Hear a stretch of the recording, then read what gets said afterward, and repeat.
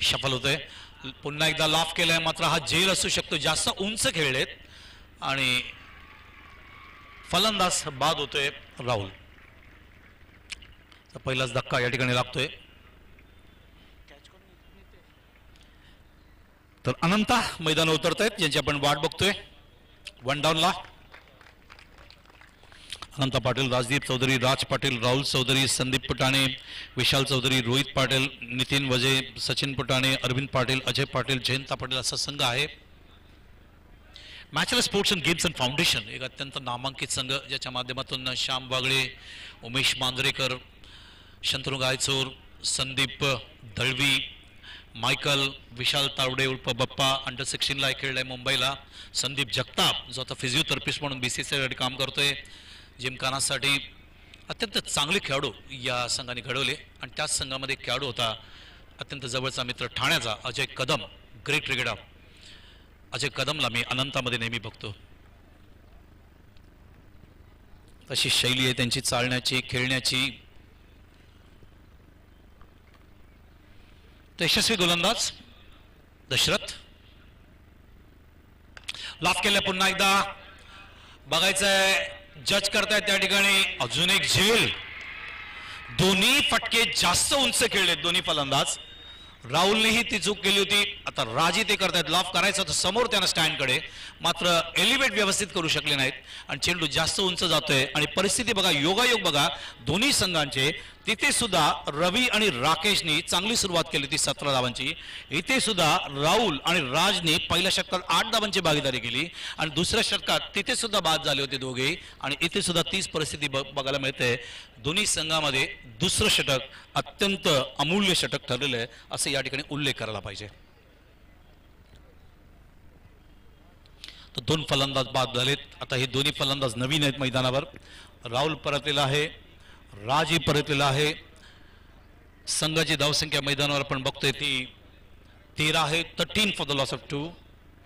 धावसंख्या करायची आहे मैदानावर 55. अजूनही मैदानावर 42 धावांची गरज आहे. प्रश्न असा आहे, आता हे 2 फलंदाज जसं आपण गुरुनाथ आणि नितेशच्या माध्यमातून चांगली पार्टनरशिप 34 धावांची बघितली होती, तशा पार्टनरशिपची आता काटाई संघाला या ठिकाणी गरज आहे.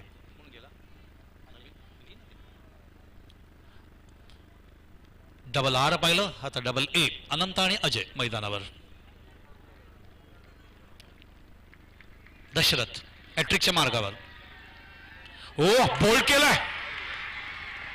फ्रंट फुटला खेळण्याचा प्रयत्न होता अनंत यांचा आणि आजच्या दिवसातला हॅट्रिक या ठिकाणी बघायला मिळत आहे.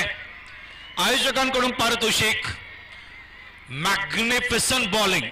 आतमध्ये चेंडू आणला होता आणि जो उल्लेख मी पहिल्या दिवसापासून करतोय, हॅट्रिक असेल तर त्यावेळेला चेंडू स्टंपवर असायला पाहिजे आणि तो या ठिकाणी बघायला मिळते. मात्र अनंता ग्राउंड स्ट्रोक खूप चांगले घेतात ऑफ आणि ऑन साईडला.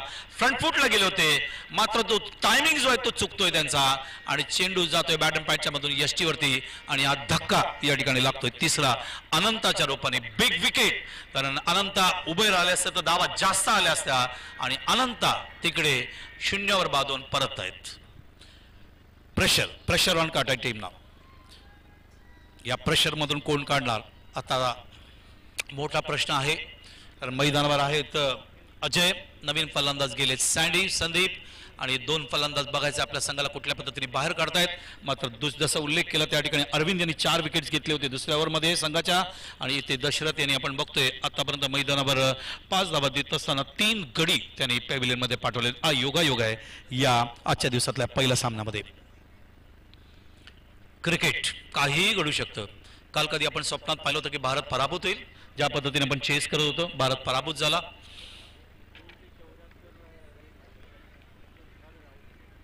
अजून एक वन डे बाकी आहे. T20चे सामने बाकी आहेत. विसरू नका याच वर्षी T20 world cup, ICC T20 world cup खेळलं जाईल पुरुष आणि महिलांचं. लाफ केलंय, झेल असू शकतो. अजून एक गडी बाद होण्याची शक्यता आहे. झेल घेतला जातोय. 4था गडी बाद केलाय. 4 गडी बाद करण्याचा विक्रम याच्या अगोदर अरविंदच्या नावावर होता एका षटकात आणि त्या विक्रमची बरोबरी करतायत या ठिकाणी दशरथ याच सामन्यामध्ये आणि दाखवत आहेत की आमच्याकडे धावा कमी असल्या तरी आम्ही फाईट करणार, या बाबतीत शंका नाही. Magnificent performance.